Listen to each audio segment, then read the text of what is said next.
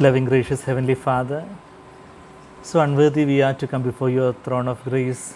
Still, you had compassion on us. Thank you for choosing us from before the foundation of the world, Lord Jesus.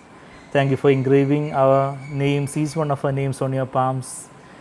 Even if a nursing mother forgets her child, Lord, you would never forget our names. You always remember us, and Lord, your thoughts and plans for us are more numerous than the sand on the seashore. Thank you, Father, for your care.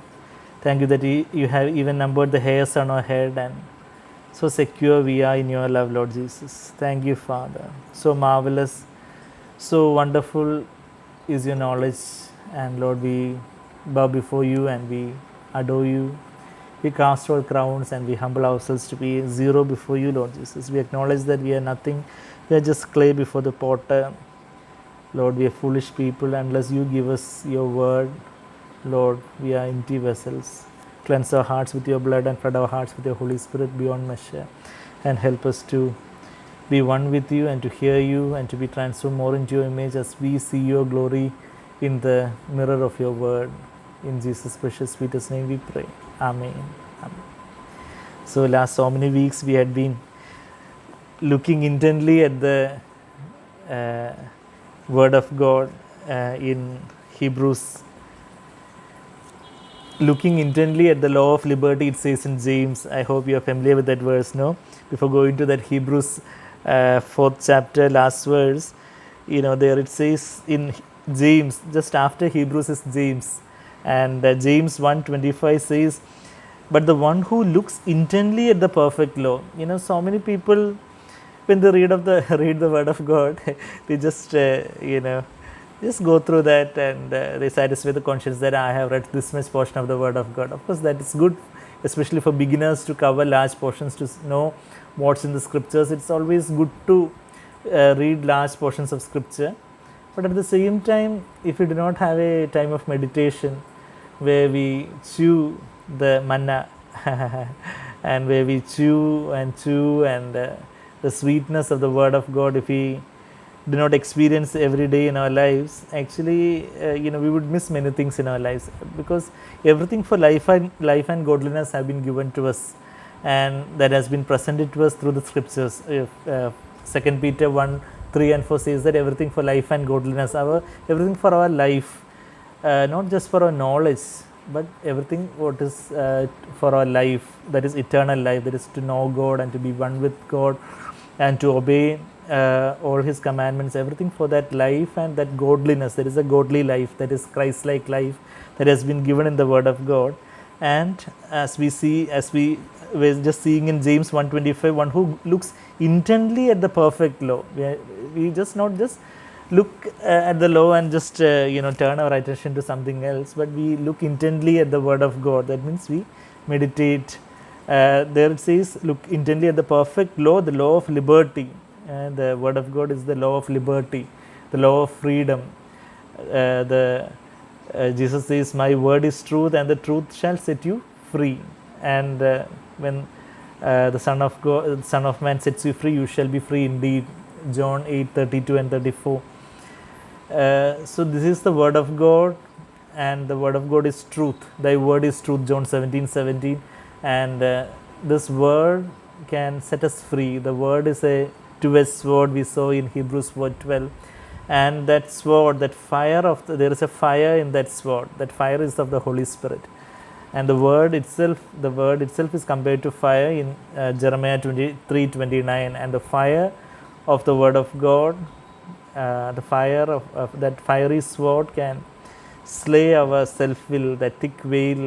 And the more we are slain in our self-life, the more we humble ourselves, and the more we become less, more our I become less, the more the Holy Spirit will be poured forth in the spirit realm, in the most holy place. And from the Spirit, the Holy Spirit will be able to take control of our thoughts and emotions and our decisions, and what we do with our mind and with our body.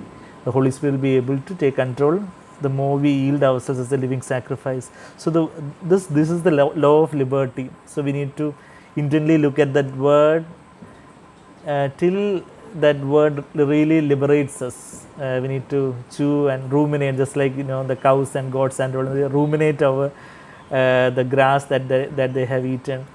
If you just hear, from even from the best preacher, if you hear, or even if you listen to so many messages, if we don't meditate that and take it to the Lord in prayer and say that, Lord, this word that I have heard, Lord, you engrave upon my heart, be it unto me according to your word, as Mary prayed in Luke 1:38. If we do not continually surrender our lives before that word and believe, it won't have much effect on our personal lives. So, but if we look intently at the perfect law, James 1:25, the law of liberty, and abides by it, we abide, we remain with that word.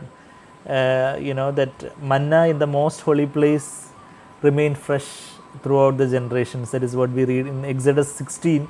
We read about God telling Israelites to collect manna, and within one day we read there that it bred worms, it became stale, it could not be eaten anymore. After more than one day it won't remain fresh. But some manna, the Lord told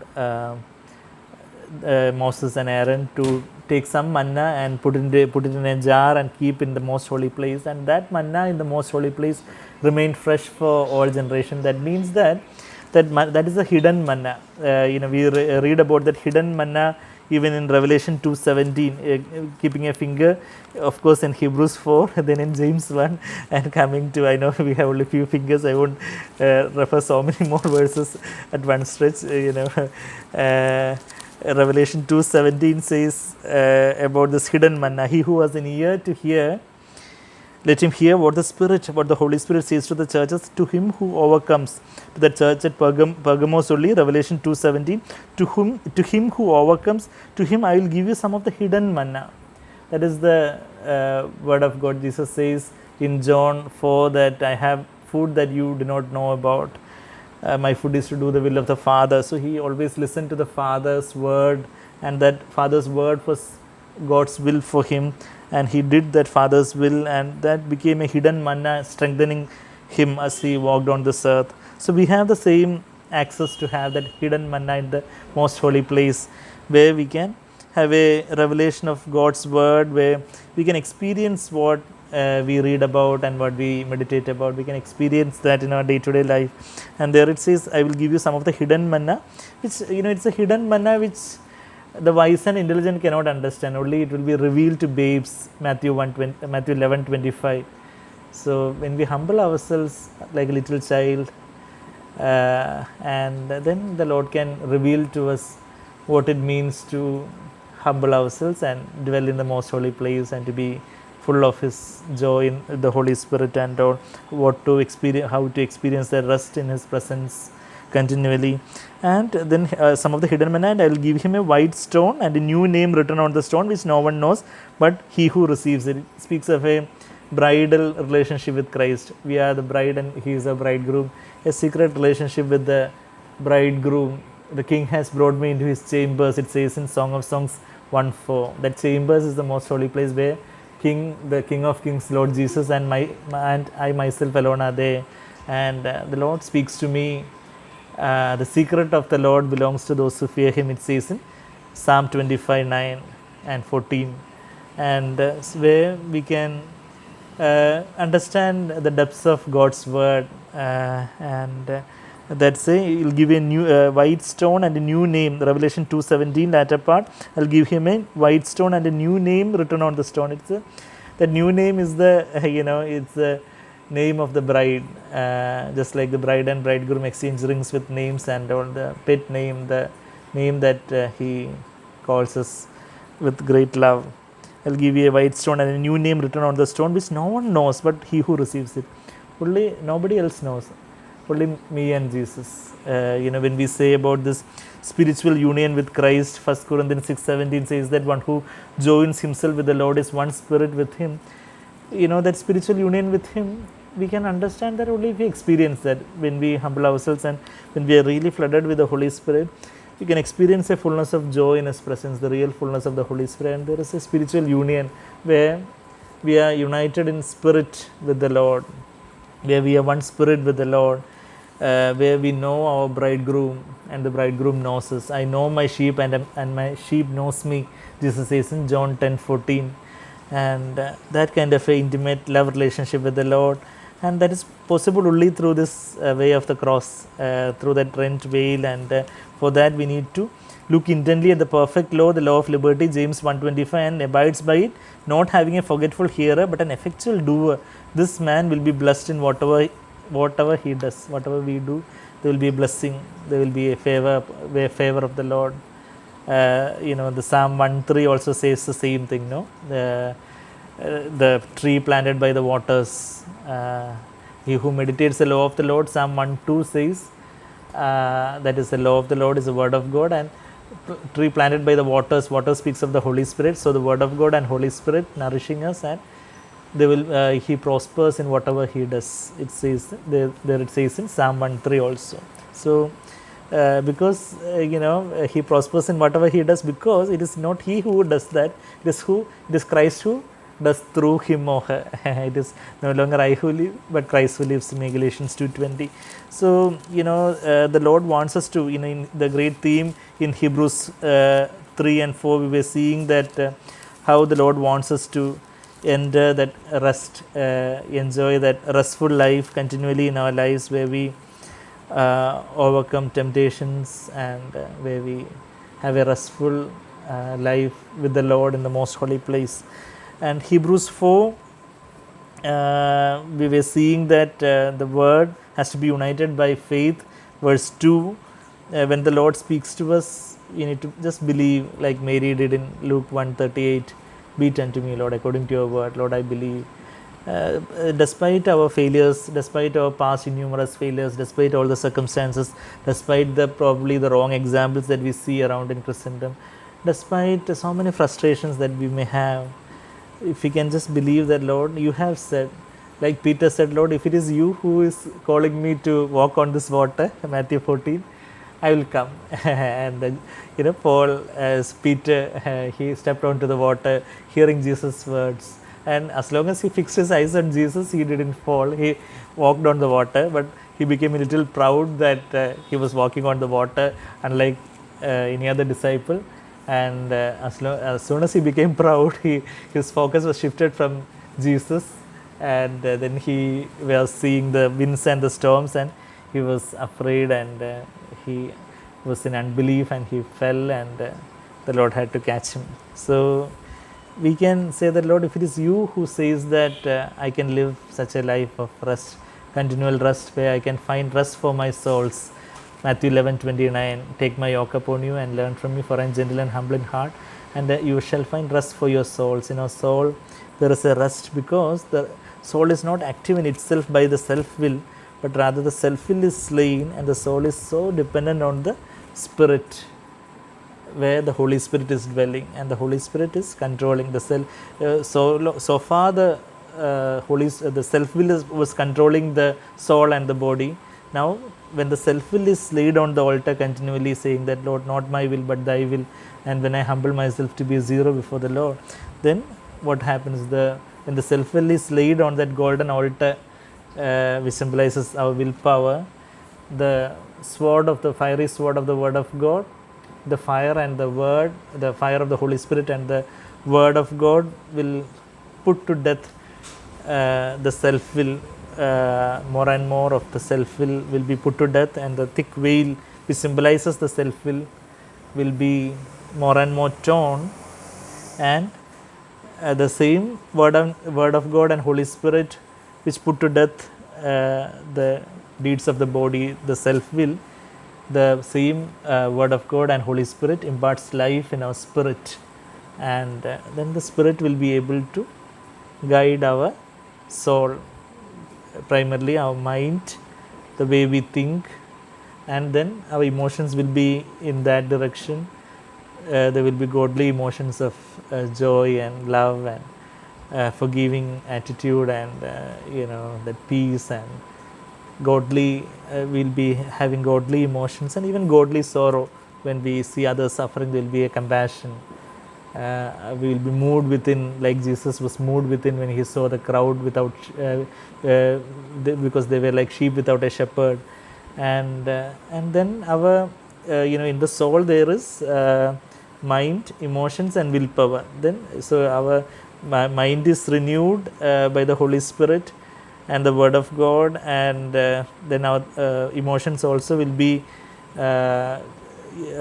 following the guidance of the thoughts, and then the decisions that we take in the willpower, the decisions that we take also will be accordance with how the Holy Spirit gives us freedom in our life. The mindset on the Spirit is life and peace. There will be life and peace that we will be experiencing when we will be taking decisions according to God's will. That is how we find God's will in our personal area, in our personal issues of life. How the general principles of the Word of God are there in the written Word of God, but to find the Word of God in many personal areas of our life, like in our career, in our studies, or in our marriage, or what to buy or what not to buy, and how to spend time, how to spend money. So many things we don't have a clear answer in the written Word of God for everything, but we have the general principles in the Word of God. Of course, we need to be thorough with that, and then the Holy Spirit will be able to guide us to take decisions according to God's will. And then when we take decisions according to God's will, then what our body also will be coming under the control of our Holy Spirit. Body means what we see, what we speak, what we hear, what we do with our hands and feet, what we eat, and everything will be more and more under the control of the Holy Spirit. And none of us are perfect in any of this, but we can press on to that perfection. That is what the subsequent verse in Hebrews says. Hebrews 6:1 says, let us press on to this maturity, to this perfection. In one day we won't achieve anything, but slowly, the more our self is put to death, the more we'll be able to experience this life. And that is a life and life in abundance. John 10, Jesus says, I have come to give you life and life in abundance, where we experience the power of the Holy Spirit more and more in our lives.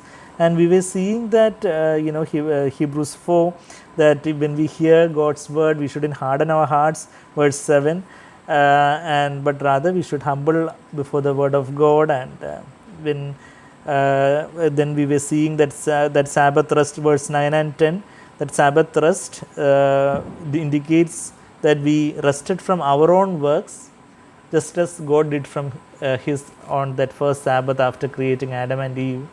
So we will be resting from our own works of that self, so that we can the Holy Spirit will be able to live out the life of Jesus through us. So there is a smoothness and a spontaneity when Jesus lives out his life. It is no longer I who live, but Christ who lives in me. And then it says, so verse 11, but we need to be diligent to enter that rest. We need to diligent to humble ourselves and surrender ourselves before that word of God, and we need to obey and believe what the word of God says. And because this word of God is living and active, sharper than two-edged sword, it pierces the division, that partition of the soul and spirit, that is the thick veil that is pierced by this word of God. And the partition between the joints and the marrow, the bony part, the very thick part of our body. So just like that is compared to that bony part of separates the joints and marrow. Like that thick part of the veil, thick veil, that self-will be crushed more and more. And when the Holy Spirit gives us light in our spirit, we will be able to see whether the thoughts and intentions of our heart is of the spiritual realm or of the soulish realm, whether the thoughts and intentions are of God, are from God, through God and to God, Romans 11:36, or whether it is from man, through man, to man, Daniel 4:30. So the Jerusalem and Babylon and all we were saying in the previous weeks. And so we will be able to see whether our thoughts and intentions, and whenever we see a lofty thought that rises against the knowledge of God, we'll be able to capture that thought also to the obedience of Christ. 2 Corinthians 10:5 says that bringing every thought captive to the obedience of Christ, destroying the fortresses of speculations and lofty thoughts. The speculations of where we guess and where we speculate so many things, that speculations and the lofty thing, that is the pride, our self-will, that all will be brought down by this divine weapon of the fiery word of God, the fiery sword of the word of God, and we will be able to know whether our thoughts and intentions are of God or from ourselves. And everything is laid bare before this wonderful God. Verse 13, no creature is hidden from his sight, all things are open and laid bare to the eyes of him with whom we have to do. Primarily, our accountability is ultimately towards God, and therefore because it is with him, it is with this God that we have to do. Therefore, since we have a great high priest who has passed through the heavens, he has ascended, passed through the heavens, and is in the third heaven, at the right hand of the Father. He's passed through the heavens and is at the right hand of the Father. Even Hebrews 8:1 also we read there, such a high priest who has taken his seat at the right hand of the throne of the majesty in the heavens. So he has passed through the first heaven, that is the visible sky, and second heaven is the headquarters of the principalities and powers of the devil, and the third heaven is a paradise where Paul was taken up, we read in 2 Corinthians 12. So to that third heaven, in that very presence of God, to the paradise of God, he passed through the heavens, and Jesus is there. So let us hold fast our confession. Even when we fail also, let us not lose heart, but let us confess that hope that Lord, you will make me live without falling. You can make me victorious. You can make me triumphant over all situations and trials of my life, trials and temptations of my life. You can make me overcome. I hold fast to that confession of hope, that we read that phrase repeatedly. We saw last week also. Hebrews 2:11 says about this holding fast. There in Hebrews chapter 3. Verse 6 we say, we read there, if we hold fast our confidence in the boast of our hope firm until the end. So that holding fast, that assurance, even Hebrews chapter 10 also, verse 23 also we read there, that how we need to hold fast. Hebrews 10:23, let us hold fast the confession of our hope without wavering, for he who promised is faithful. The Lord only has promised, and he is faithful. I just need to humble myself and cooperate with him, and he will do that. He who has begun a good work in me, he will perfect until the day of his coming. Philippians 1:4 and 6. And so let us hold fast that confession, for we do not have a high priest. Hebrews 4:15, for we do not have a high priest who cannot sympathize with our weaknesses. So we have a high priest. He is a merciful high priest. We read in Hebrews 2:17, he is a merciful and faithful high priest. So he is a merciful, he is full of compassion for me, for each one of us. He is rich in mercy. God is rich in mercy. We read in Ephesians 2:4. And so he is a high priest who can sympathize. He is touched by our infirmities, it says in NKJV and all. He is touched. He can sympathize with our weaknesses. He knows that we are weak to do God's will. We do not have any power. We are powerless to go in our own self. Nothing good dwells, Romans 7:18. And we are totally powerless to do God's will, to obey God. He knows our weaknesses, because he also was tempted in all points as we are, yet without sin. He also came in our flesh, came in a flesh, in the likeness of sinful flesh. That is what we read in Romans 8:3. Because Jesus was born of the Holy Spirit in Mary's womb, there was no sin in his flesh, although he came as a man, because he was born of the Holy Spirit. But he had a flesh, and Jesus said he has a flesh, that is his self will. That is why Jesus says in John 6:38, I did not come to do my own will, but the will of him who sent me. So he had to overcome all the temptations. And Revelation 3:21, we read that he who overcomes us as I overcame him. Revelation 3:21, he who overcomes, I will grant to him to sit down with me on my throne, as I also overcame and sat down with my Father on his throne. So Jesus had to overcome. Jesus says in John 16:33, I have overcome the world. He did. It is not the world's. It is not that he became a political ruler and say that I have overcome the world like Alexander the Great or anything like that. But what he overcame was the world, which is the lust of the eyes, lust of the flesh, and pride of life. John 2:15 and 16. So what he overcame was the lust of the eyes and lust of the flesh and pride of life, so that he can be a perfect forerunner for us, and he can be a best example for us. And last week also we were seeing that example of the tug of war, where the world and the flesh and the self will and all are pulling from the other side. And Jesus also experienced that pull, but he never yielded to that pull. Many times, knowingly and unknowingly, we have yielded to that pull. That is what we are. That's why we have sinned and fallen short of the glory of God. But Jesus never yielded to that pull. He experienced that pull.